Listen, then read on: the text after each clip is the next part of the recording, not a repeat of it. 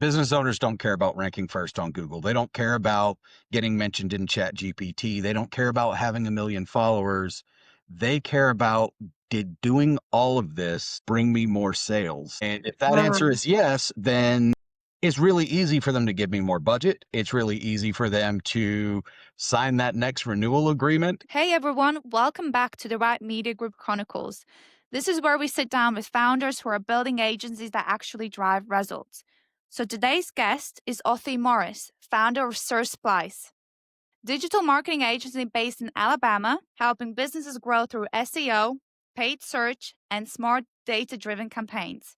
So today we'll dive into how Othy built his sprint-based approach to SEO and where digital marketing is headed next. Othy, welcome to the show. Thank you. First things first, how are you today? I am doing pretty well. How are you? Yes, thank you. I'm brilliant. We're having this conversation, so let's have a great chat. That's the plan. So to kick things off, would you mind to tell me a little about Splice? So, Slice is a full service digital marketing agency. The name's a little bit of a play on words. SERP is an Yes, I acronym struggled to for, pronounce that. so SERP is an industry acronym. It stands for Search Engine Results Page. And it's basically we're trying to help everybody get a bigger slice of the SERP. So that's our name origin. It's very clever. I'm a sucker for a good pun. So that's where the name comes from. We've officially been in business for 2 years. Mhm. But prior to running Slice, I was on the brand management side of things in digital marketing. So I've been in digital for about 15 years, close to, but not quite, somewhere between 12 and 13. And I didn't do the math. So I don't have that exact number, but I've been in here for a while. I've seen trends come, go, foundations that have never changed. And then there's the stuff that changes pretty much seems like a daily basis. We have a joke in SEO that's everything you learned tomorrow was obsolete yesterday. And that's just how quickly the industry likes to move. I say the same thing about AI because I just keep seeing new tools come out every single day. Yes. You have been in digital marketing for over a decade. Yes. What have you seen change most in how clients approach SEO and paid ads specifically? So with SEO, people are starting to, there's a lot more buy in than there was 10 years ago because people understand the necessity of it more. You still get a fair share of, I'm going to say, bad actors who are pushing just like one single tiny itty bitty piece of SEO. Like it's all that matters. Like you'll get the people who live and die by backlinks, and backlinks are important, but you got to build the right backlinks the right way. People who live and die by just content, and content's important, but you have to make sure the content is relevant and that it makes sense for the audience you're trying to reach. Like so there's more, like I've seen the good SEOs emerge as well, the ones who are helping businesses identify their target audience before a single backlink is sought after, before a single piece of content is written, before there are any technical optimizations, because ultimately SEO's not this manipulation process of the search results. And that's what it kind of got a bad rap for being. Good Oh. SEO is helping businesses understand who they're trying to reach and then optimizing the content, the structure, and the technical foundations of a website to match how those people are searching for the Mm. client. So it's a matter of if I'm working with a plumber in a certain area, because even in the US, like regionally, we use different terms for different things. So knowing how someone in New England might be looking for a plumber and the terminology they're going to use, making sure that the website is using those terms. And then down here in the South where I'm at, like one of the biggest differences is we're going to say Coke down here. Up in like the Northeast, they're going to say pop. And there's some of these language things that we have to know. And so knowing where your market is really important. That's the biggest thing in SEO is understanding your customer because your customer is going to search a certain way. And you have to understand the questions that they're typing into Google, the questions they're typing into AI engines, and the content on your website has to be structured. The answers have to match the questions that are being asked, or nothing happens. Wow, you literally, even though you explained it in so much detail, it's definitely a much more complex process than I ever thought it was. Yeah, like when I first got into SEO, all I was doing was writing meta descriptions. Like that was my very first SEO task ever was we were working I was working with it was freelance work for I don't even remember the company's name. And it was just, hey, we've got all these websites and there was no AI tool at the time that could just spit out 100, meta descriptions at the perfect word length and everything. So that was my very first SEO gig was we need and I got paid, I think it was like 75 cents per meta description. And it was just crank out as many as you can. Here's the source page. So yeah, that was it. But back then, that was when in the early days, man, you could do so much manipulation in SEO. And that's kind of where a lot of the bad stuff took root. And that kind of stuff doesn't work anymore. Like at least once a week, you'll see a new SEO is dead post and all the reasons why none of it's true. It's just like if your sole focus is one teeny tiny aspect, you have to take a holistic approach to SEO for it to work. And if you're doing it right, then your holistic approach to SEO is also going to have a positive impact on anything you're doing for AI optimization, generative engine optimization, all of that, because good SEO starts with understanding how is my customer looking for my products and services. And that's why I guess the foundation is finding out what exactly is their consumer. Where are Mhm. they based? What is the language? Like you said, everything about them. What do they do day to day? What are they searching for? What's the terminology they use? Yeah, it's all I mean, that's, keyword research. Like there's a bunch of different little technical elements that all go into what SEO is and the foundation of building a good content, a good SEO strategy. But if all you're focused on is one teeny tiny pillar of SEO is not gonna work. And then when we go through and we take on new clients or new websites, like we start everything with not just a technical audit of the back end, because anyone can run a technical audit tool. They're easy to find. But where we start with a UX audit. We go to a potential client's actual website. We look at how it's laid out. We look at, you know, does the website lower conversion resistance? Does the website flow well? Is it loading fast? Then we start diving into the technical side of things to make sure that, whether it's Googlebot, Bingbot, whatever ChatGPT calls their crawler, I don't know, whenever the robots are hitting the website, it's got to be digestible and formatted, and part of your SEO person's job is to understand what does Googlebot want to see, what does Bingbot want to see, what does ChatGPT want to see, what are the commonalities, and how can I structure the content in a way that's gonna I'm looking down at my desk because I'm using my hands to talk and laying I stuff can out see and no one that. Don't can worry see about it. it. But you have to look for those commonalities and be like, all right, well, how can I lay out my content to appease everyone? Because like Google still looks at the whole page of content, right? So it's top to bottom. It acknowledges all your headers, your subheaders, and stuff like that, but it's looking at the whole page. What is this whole page about on this URL? But ChatGPT is clustered. It's scanning clusters of a page, looking for questions and answers, because that's how people search on ChatGPT. It's not broken phrases like it is typically on Google. It's full thought out questions. So you have to structure your content. And one of the things that we do a lot is help clients realize you need some form of question answer formatting within good content these days, because that's how people are using search.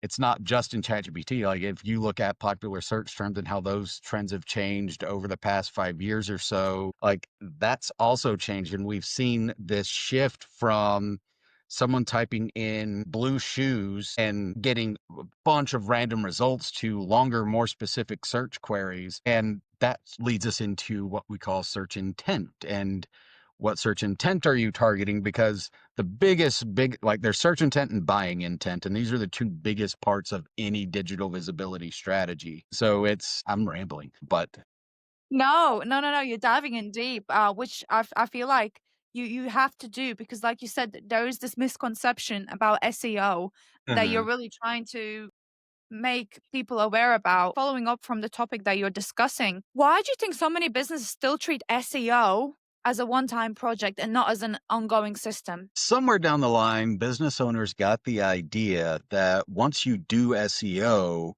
it's done. But every business owner also knows that customer trends change, what people are looking for in a specific market. So one of our biggest clients is a cabinet dealer. or cabinet manufacturer rather. And like they're a huge regional, near national cabinet manufacturer here in the US.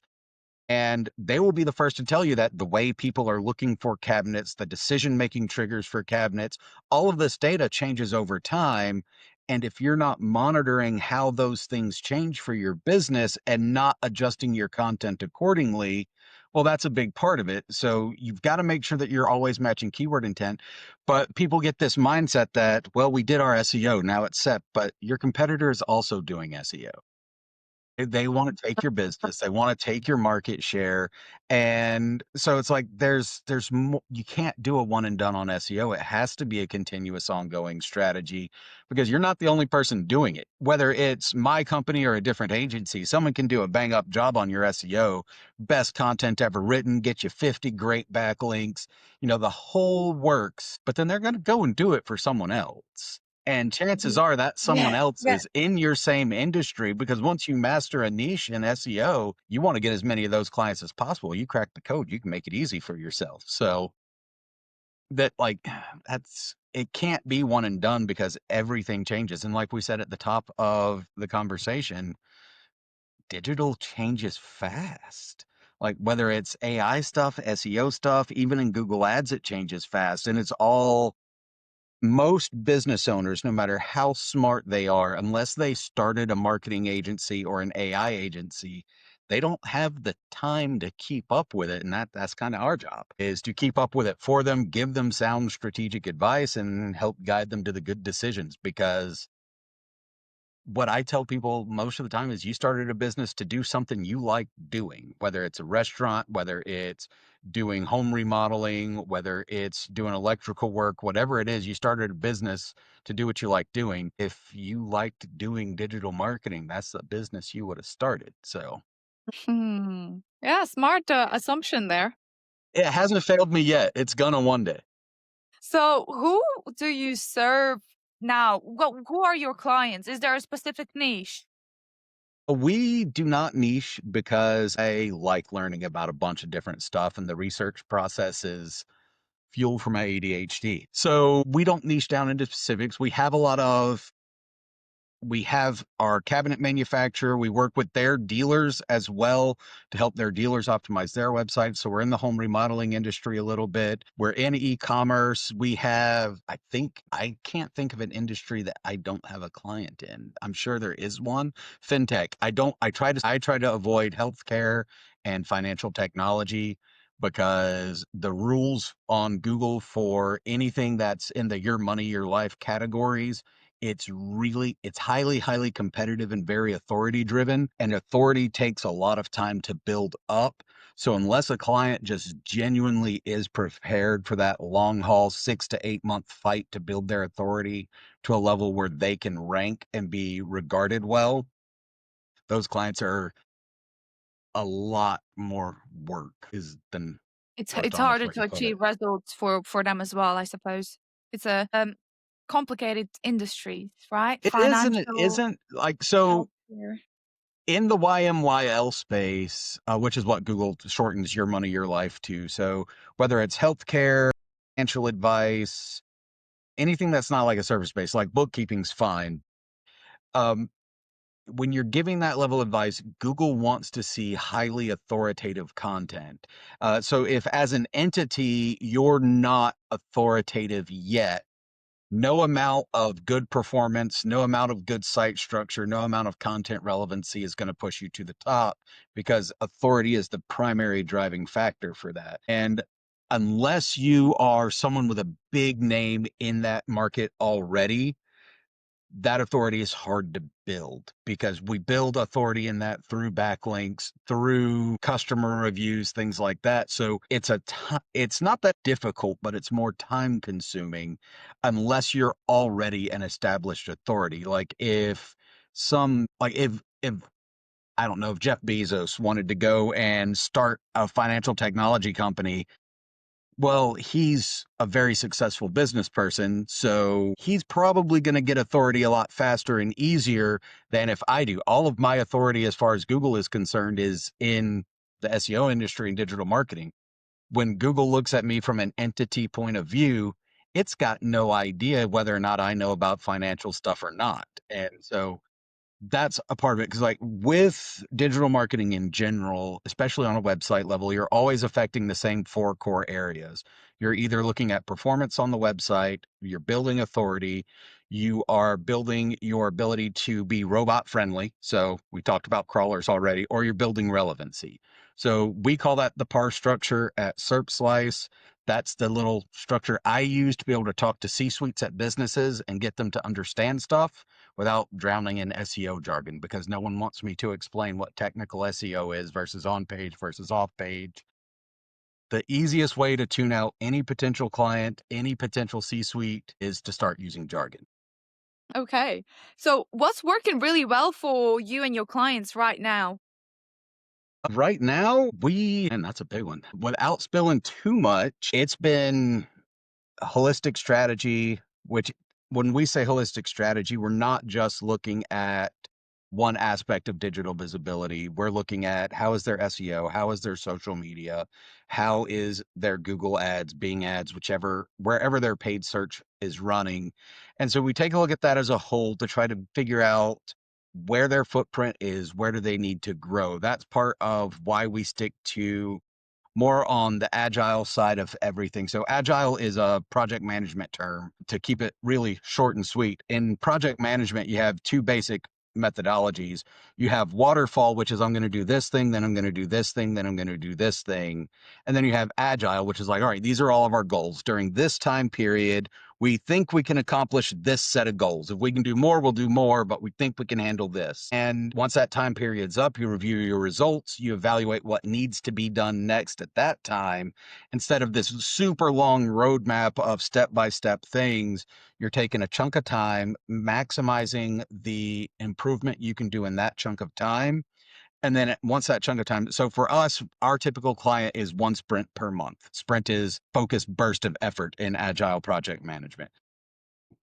Our average client's one sprint a month. Most small businesses don't need more than that. If you're running e-commerce or you're a large business, probably more than 200 to 300 pages, you might need more, but we find that our sweet spot is that one sprint per month.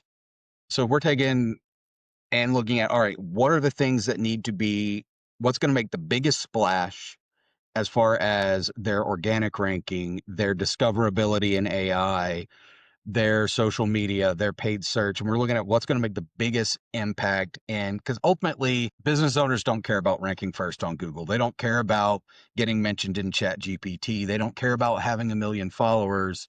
They care about doing all of this, bring me more sales.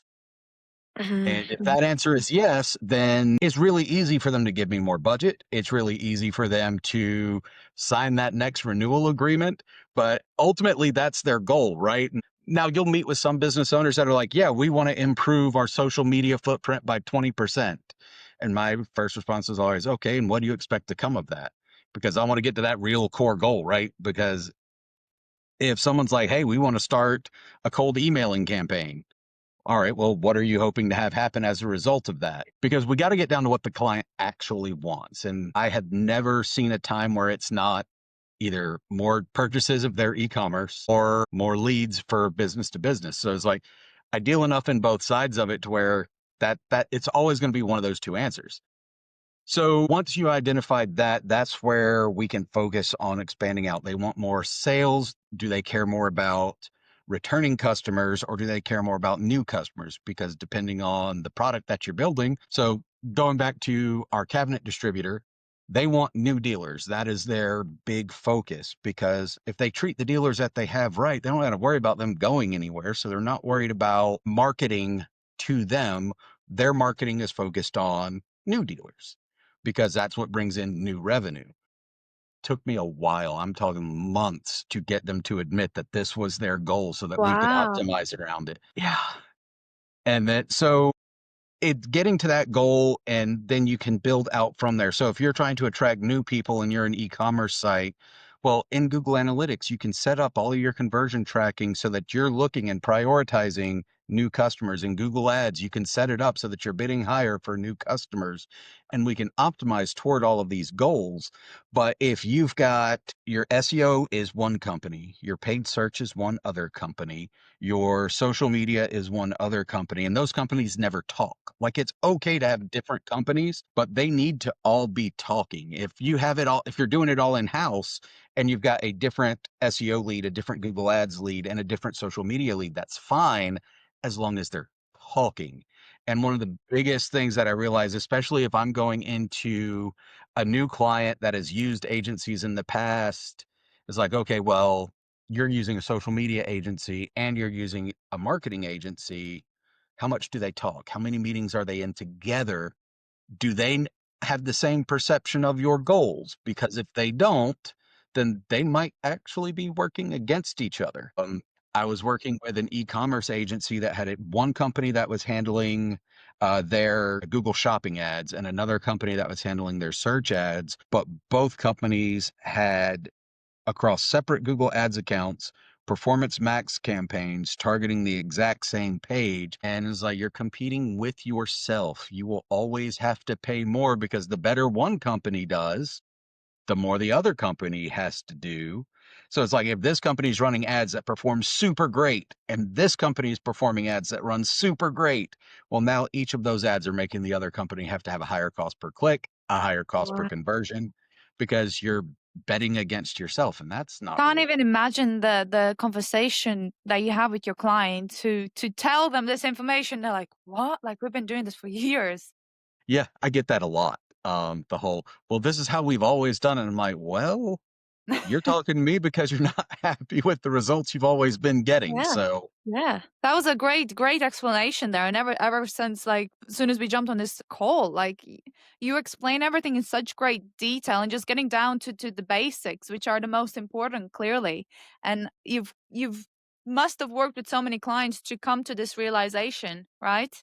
I got a lot of this through the brand side of things actually, and dealing with different C-suites. So C-suite, like the corporate suite of a business, it's usually the people that are the most, they're very in touch with the revenue side of the business, but they're very out of touch with the digital marketing side of the business. Because when you're working with a lot of and there are exceptions, but there are a lot of them who grew up in the time when the internet was new, and so their businesses have been established for 10, 20 years. And like they were there when the number one trick in SEO was to make your web page have a white background.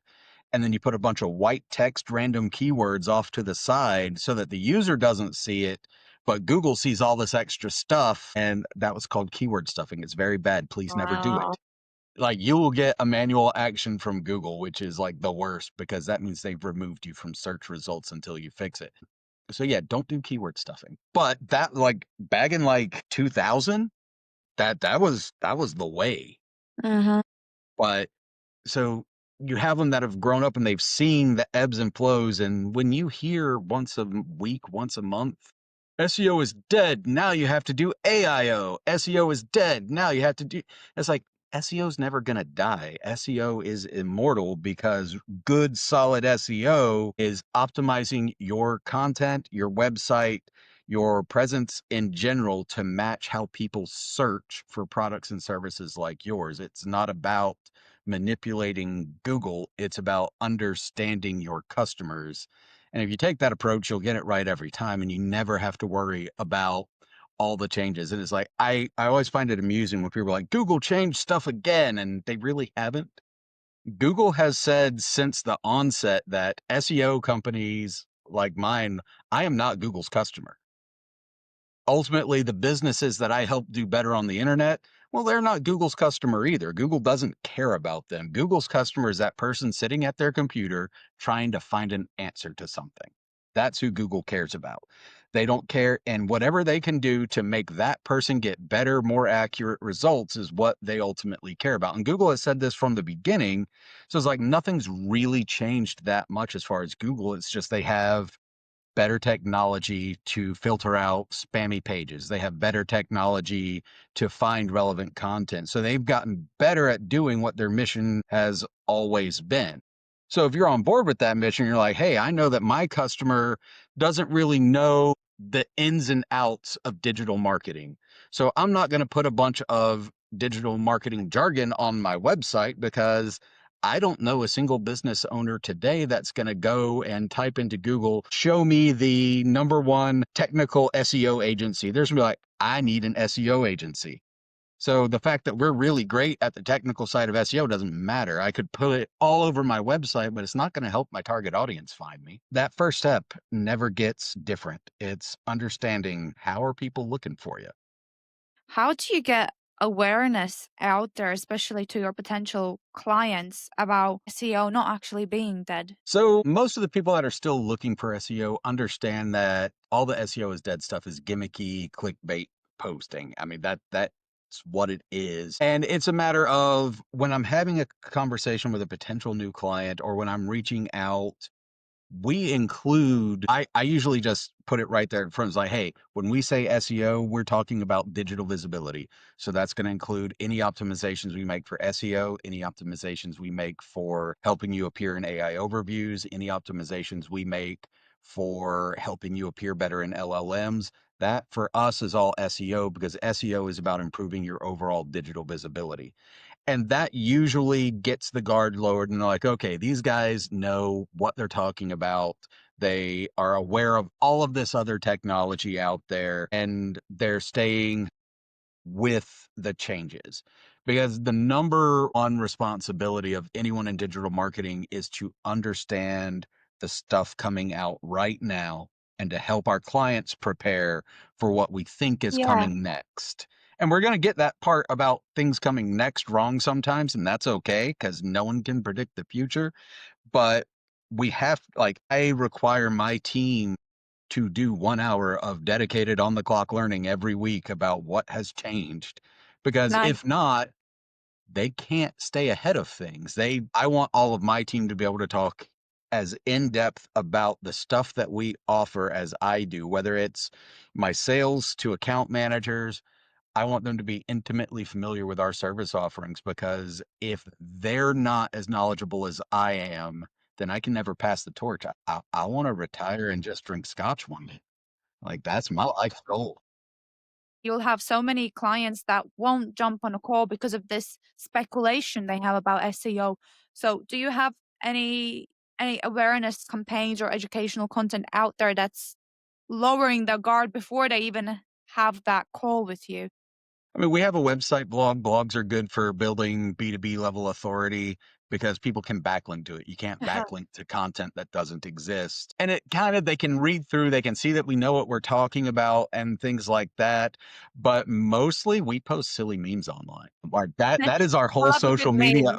I love a approach good meme. is just silly memes online about digital marketing, the common failures, because the number one common failure I actually see from business owners is not SEO, it's in Google Ads. And they will go because Google Ads makes it really, really, really, really easy to set up the account on your own, start a Performance Max campaign, and just let it run wild. It is so very easy, and that will get you the least amount of good results possible because, like I said earlier, most business owners don't know the right data to feed it. And Performance Max can work great if you're getting 1,000+ impressions a day. You're only getting 1,000+ impressions a day if you're targeting the right stuff. But if you're a lower budget account, like if you've only got a budget of, let's say, $1,000 a month to feed to the Google beast, because you've got to bribe Google sometimes to get that better awareness, and that's okay. But if that's your budget, for a small business owner, that's a lot of money, but as far as Google's concerned, that might as well be a penny. And you can't use a lot of the AI driven stuff at first inside of Google Ads until you've made it a point to fine tune, collect the right keywords, and give it a good basis. And then once you're getting the right traffic, you can turn on your automated bidding strategies so that it can ramp up at a faster pace. But you can't start there because it doesn't have enough data to know what to do. Because AI is all about giving whatever AI tool you are using the right data to give you the right response. It's no different than an employee. If you would go and say, hey, employee, go find me 30 leads. And that's it. That's it. That's all you say. You've given them no direction. You have been a bad boss because you have not given them any structure, any direction. You haven't helped them at all. But if you say, hey, I want you to use this lead source, I want you to contact at least 5 people a day until you have 10 people in your pipeline, then we're going to focus just on those 10, move them down the pipeline until we have closed deals. And then once we have those closed, we'll fill the pipeline back up. Well, now you've given very specific instructions. And that's what helps AI excel is when you've got good instructions for it. Like I have seen so many bad chat GPT prompts that are just You're lucky fine. if you even get a prompt nowadays. People just put some information in there and do this for me. Prompting is very important in order to get the right output, like you just explained. Yeah. But it's also on the Google Ads side of things. Like if you're just running Performance Max, you are running Google Ads wrong. You will spend way more money than you need to spend because I start every account in manual bidding because I need to see it comes out like we said earlier, buying intent because different keywords have different levels of buying intent. They're at different places in the funnel. And that also plays a little bit into search intent. So search intent, there's navigational search intent, which means I'm either looking for a specific web page or a specific location of a business. There's commercial search intent, which is where most of your B2B stuff is going to be.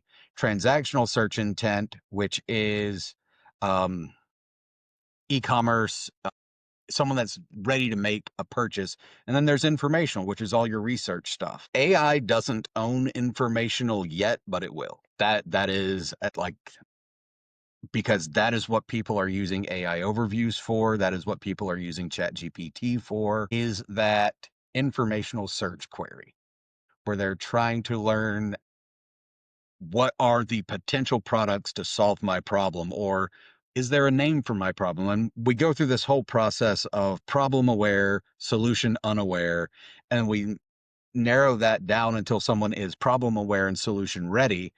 And that's when those searches shift from either informational to commercial or informational to transactional because they're getting ready to do business with somebody. They're getting ready to make that final buying choice. And that's where I think Google and services like Google will always hold that final piece of the puzzle because you've got that last little bit. They're going to go to the most trusted source to get it. So if it's e-commerce, Amazon's never going to lose to Google Shopping. Amazon is never going to lose to in purchase ChatGPT because it's got the trust, the reputation there.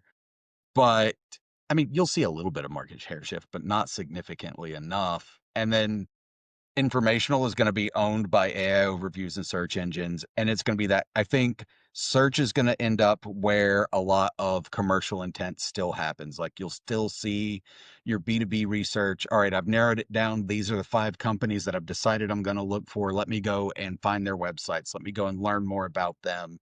Let me go. And ChatGPT and AI services will get better at handling the commercial search queries.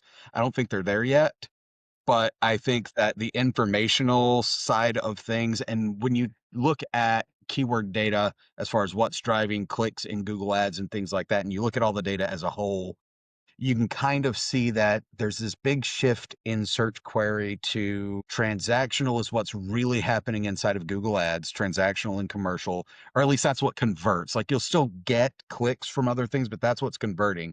Informational is not really converting inside of Google Ads. And when you're tracking your rankings over on SEO by keyword list, we barely even track keyword rankings in SEO because ultimately what we're looking for is traffic and search and answer. Because if we know that we optimize this page around a specific phrasing and a specific thing that's important to a company. So if bathroom vanities is all you want to sell and you want to have like the nicest bathroom vanity, well, we're going to have a page dedicated, optimized solely around that. We can track inside of just Google Search Console, where's that page ranking on average?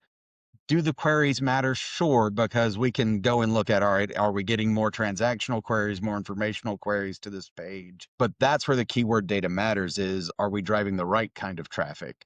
Because traffic is easy, the right traffic is not. Moving back to running your agency, what would you say is the most frustrating part right now? Oh, I really like what I do. Hate sales. That's Oh, yes, probably you the mentioned very that. most frustrating part for me. I think you said you recruited somebody for sales, though, didn't you? I did because I don't want to do it. How's the partnership going? It's going well. She's doing a great job. Like, she's an actual employee of the company. It's not an outsourced thing, Mm. but it's someone that I can train in all the ways of SEO and watch them as they learn to as they learn how to apply what we do to sales. Like, when I brought her on, her name is Zoe. When I brought Zoe on, she was under the impression that she was going to have one call closes, and that does not happen in this industry. I I felt awful because she thought she was doing this bad job, and that was not the case. Because it's like, "No, no, no. They're answering the phone, you're building a bond, and you're scheduling meetings with them where I can talk to them because I've got the wealth of knowledge of this industry and how we do things, why we do things the way we do them. Your job is to make them like us. My job is to make them think that we know what we're talking about." So once I got her, I was like, at minimum, you're gonna have 3 calls per close, at minimum. And so that kinda helped her with, her confidence level a little bit. But yeah, I like, the frustrating part for me is doing sales. I don't like, it's that whole, I can rant, as you no doubt know by now. I can ramble about what we do as a company because You I clearly love have a talking passion about it. for it, so I makes it love easy for talking you. about this stuff because it's fun for me. Like, I am a data analytics nerd. I made spreadsheets for fun in high school. Like, I'm there. Like, data analytics is my jam. But I don't like doing sales because then I got to ask people for money and that feels weird. Mhm. So you pick the part of your business that you love. I love doing the data analytics. I love creating content for people. I don't love sales. So you pick the part that you love, you do that part in your business, you outsource everything else, or you hire someone to do the other parts. All that stuff you don't That's the like, fun of that's running what your own thing, employees and isn't it? Your own rules. yeah, because I'm going to do what I like. That's why I started a business. If I wanted to be miserable all day, I'd still, work for other people. So how do most clients find you today? It is a mix. We've got a pretty big referral list that we have from some of the manufacturers we work with. So we go through there. We usually offer dealers for manufacturers we work with a pretty good discount on services because if we can help their dealers do well, then our manufacturing clients do well. And the better that they do, the better that we do because then and they're really eager to sign that next contract. So we go through that a lot. Obviously, we run ads for ourselves because if I can't get leads through Google Ads for my company, I really probably shouldn't be trying to do it for other people. So we Trouble is run, there's a lot of money that needs to be pumped into paid media, especially for so your own we focus like when it comes to paid media, I don't do paid social. My salesperson wants me to, and the only reason I don't do it is because I don't have time to make videos. Mm, And if you're gonna run ads on paid social, you need a video based ad. Because video is king on social media. It has been for a while now. mhm. But we primarily run ours on Google Ads, and that process is pretty easy for me because I've been doing it for ages, so I know how to get it set up, how to monitor, and everything else. But we don't have a huge budget over on Google Ads for our stuff Uh-huh. because I am looking like I will only invest money in Google Ads for high intent keywords. Like if the keyword doesn't have good data that shows me this is the type of person who is looking for an agency to do business with, there's no point in me bidding on that keyword. Because the SEO on our website is strong enough to bring in general search query. So, like, when it comes to how I approach the funnel, it's like for your top of funnel, and most of your middle funnel, SEO is usually strong enough to get those people to your website. But when people are starting to get toward the bottom of your funnel, that's when you really need Google Ads or paid media there to catch them at the point of decision making so that you're right there in front of them. That's when the bribe's worth it, is to be like, hey, I want to be there right when they're being like, I'm on the fence between these two people. I want to be the person that shows up when they're typing in that final search query before they make their purchase decision. So that's really where your paid media is going to excel versus SEO. And then, yeah, I think that answers the question. What is the goal in 2026? Because 2025, what do we have? 2 months left? We're so my focus as a business owner goes against common norms. Like, I am never looking for explosive growth at my company because then I can't give very detailed attention to each client. So our goal has never exceeded to grow by 2 clients a month, and I don't think I plan to change that any because 2 clients gives me enough time to successfully onboard a new person, get them to understand how we do business, how we're gonna help them, because any agency that you're gonna do business with should be able to tell you what they're going to do and how it's going to help. Like, if they can't explain that at a level that you can understand and relate to, they're not the right agency for you, even if it's my guy, even if it's me. But so, like, I have found that I never want to do more than 2 a month because that's when I can't give each client that individualized attention to make sure that their onboarding experience with us is fantastic. And if that means I grow a little slower, that's okay because I know that I can stick by my brand promises. I know that I can stick by the standards and ethics that we hold to as a company, and that's fine. I would rather grow slow and have 0 churn than 15 clients next month, and then at the end of their contracts, they're all going off somewhere else. I Yeah, wanna build retention. partnerships and relationships with people. I don't want just one-off clients. Othy, thank you so much. A pleasure.